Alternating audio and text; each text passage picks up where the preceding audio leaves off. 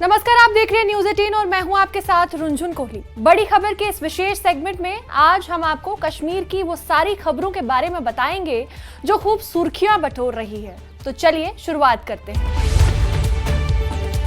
Jammu Kashmir champions league cricket tournament में अपने helmet पर फिलिस्तीन का झंडा लगाने वाले क्रिकेटर फुरकान भट्ट की मुश्किलें बढ़ने वाली हैं। खबर है कि क्रिकेटर फुरकान भट्ट पर एफआईआर दर्ज हो सकती है। टीम के ऑर्गेनाइजर जाहिद भट्ट ने पुलिस को जानकारी दी है कि उन्हें इस पूरे मामले की कोई जानकारी नहीं थी। हालांकि मामले की गंभीरता को देखते हुए फुरकान भट्ट पर भविष्य में इस लीग में खेलने पर बैन लगाने का फैसला लिया गया है। ये मैच जम्मू के केसी स्पोर्ट्स क्लब में आयोजित किया गया था। फिलहाल दोमाना थाना पुलिस पूरे मामले की जांच कर रही है। जम्मू कश्मीर क्रिकेट एसोसिएशन के सदस्य ब्रिगेडियर अनिल गुप्ता ने फिलिस्तीन का झंडा लगाने वाले क्रिकेटर फुरकान भट्ट पर बड़ा बयान दिया है।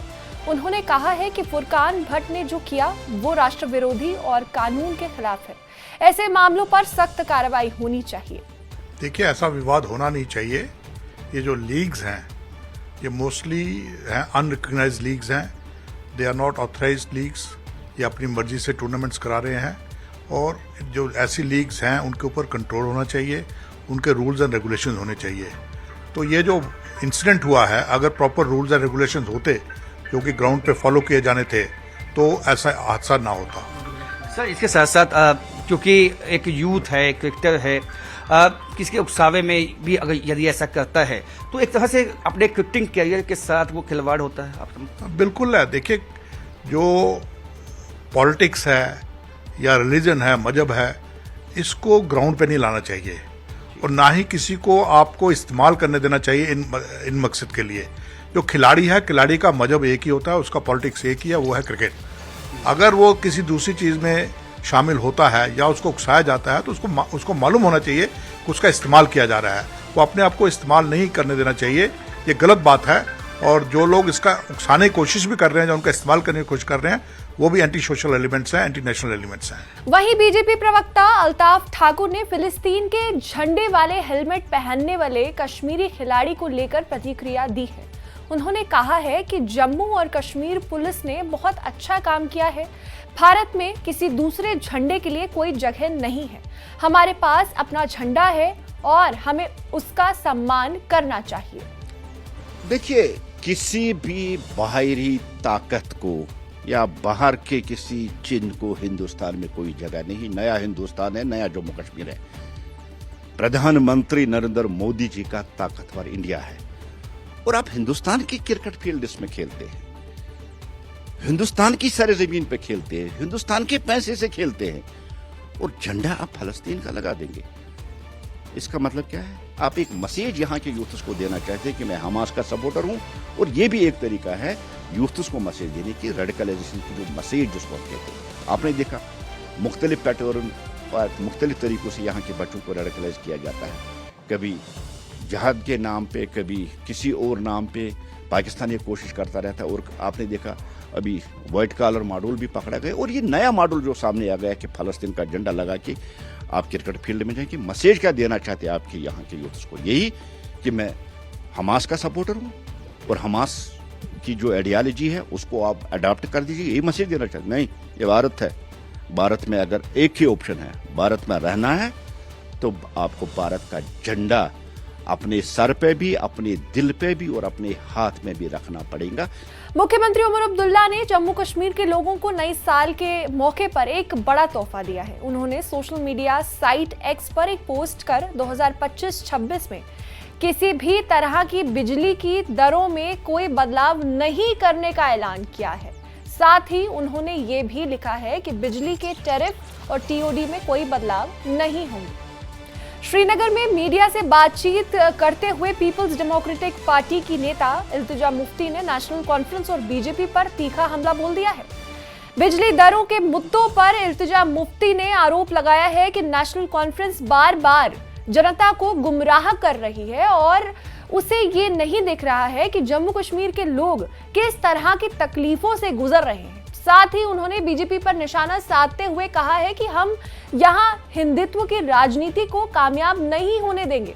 उन्होंने साफ शब्दों में कहा है कि अगर जबरन जय श्री राम या भारत माता की जय के नारे लगवाए जाएंगे तो पीडीपी इसे स्वीकार नहीं करेगी। आप जानते हैं जम्मू कश्मीर में अभी क्या माहौल है।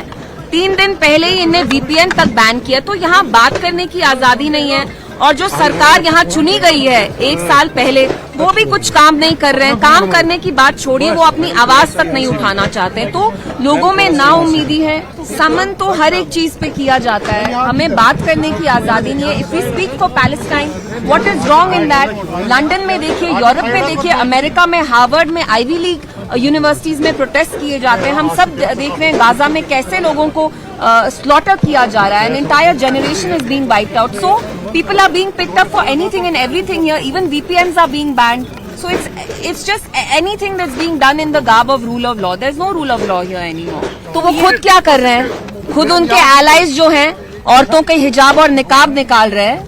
तो you know what is happening here. यहाँ हिंदुत्व भी हम नहीं चलने देंगे।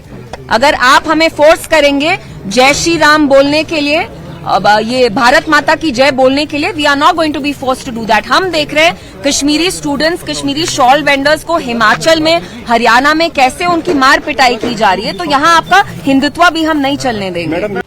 वहीं बीजेपी प्रवक्ता अल्ताफ ठाकुर ने सीएम उमर के बिजली वाले पोस्ट पर पलटवार किया है। उन्होंने कहा है कि मुख्यमंत्री टैरिफ की बात कर रहे हैं, लेकिन बिजली आखिर कहां है? उन्होंने कहा है कि लोगों से किए गए वादे कहां हैं? उमर, बिजली बिल अपरिवर्तित है तो लोग बिजली संकट, बिजली बिल में बढ़ोतरी के खिलाफ विरोध आखिर क्यों कर रहे हैं? ये सब सवाल अल्ताफ ठाकुर ने उठाए। सबसे पहला सवाल है कि बिजली है कहाँ। दूसरा सवाल है कि जो मुफ्त बिजली देने का आपने वादा किया, वो मुफ्त बिजली कहाँ है, किनको मिल रही है? और जो आज कह रहे हैं कि टर्फ की बात है, कोई टर्फ हमने बढ़ाई नहीं, कोई बिजली फीस में हमने बढ़ाई थी। ये तब आप बढ़ाते जब आप लोगों को बिजली देते।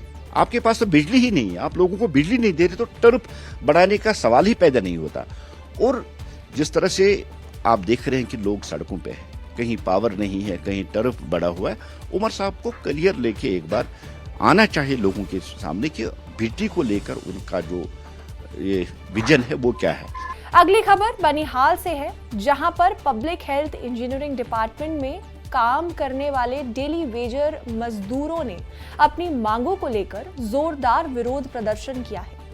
डेली वेजर्स ने सभी असेंबली सीटों पर प्रदर्शन कर अपनी सेवाओं को रेगुलर करने की मांग उठाई है। प्रदर्शनकारियों ने चेतावनी दी है कि अगर सरकार ने परमानेंट स्टेटस की पॉलिसी नहीं बनाई तो वे हड़ताल पर चले जाएंगे और काम का पूरी तरह से बहिष्कार करेंगे। तो सजाद साहब को हमने जो यहाँ के एमएलए एनसी के हैं, हमने उसके पास गए, एक मेमोरेंडम पेश किया। हमने कहा कि एसआरओ जोड़ के तहत तमाम डेली वेजर को पक्का करें।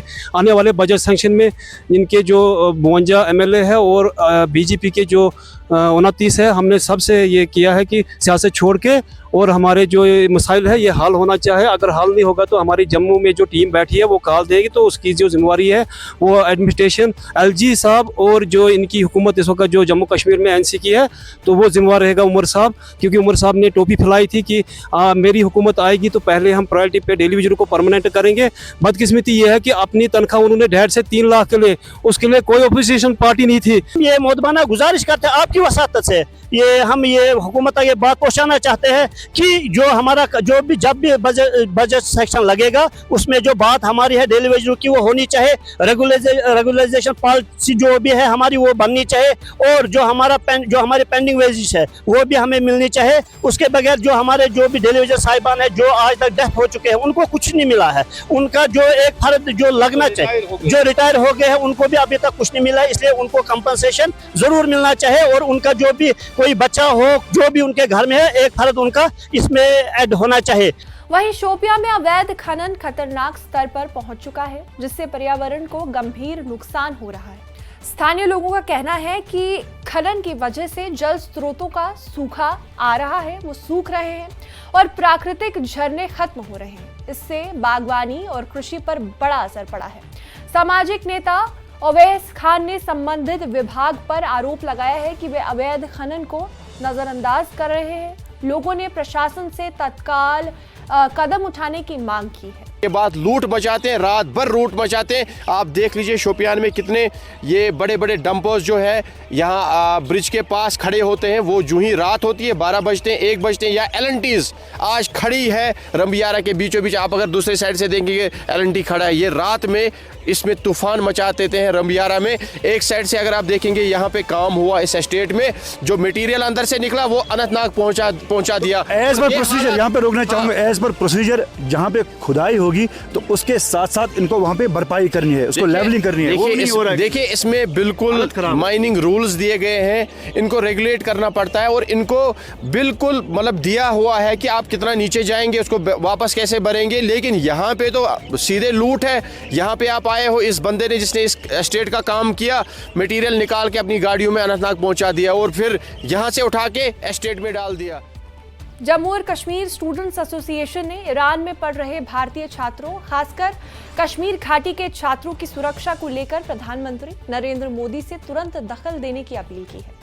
जेकेएसए ने कहा है कि ईरान में स्थिति तेजी से बिगड़ रही है। कई हिस्सों में अशांति, विरोध प्रदर्शन, हिंसा और हत्याओं की घटनाएं बढ़ रही हैं। केंद्र सरकार वहां पर पढ़ रहे छात्रों को किसी भी खतरे से बचाने और सुरक्षित वापस लाने के लिए तत्काल कदम उठाए। तो आज के लिए बस इतना ही। देखते रहिए न्यूज़ 18।